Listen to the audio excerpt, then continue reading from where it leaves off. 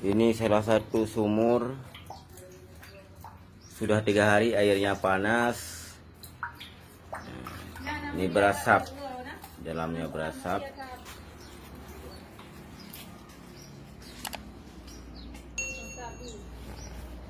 Panas.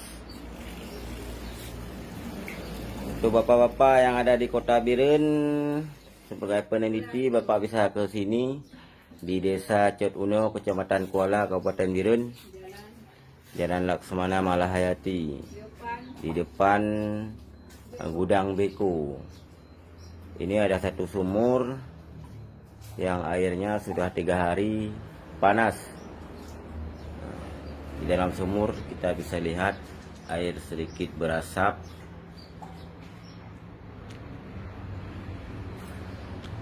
Ini ya udah ditimba, panas.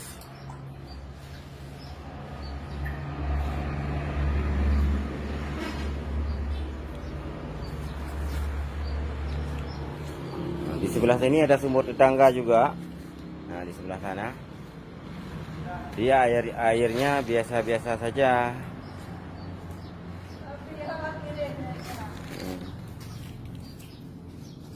Berjarak sekitar 10 meter dengan sumur tetangga, tapi punya tetangga biasa saja, tidak panas.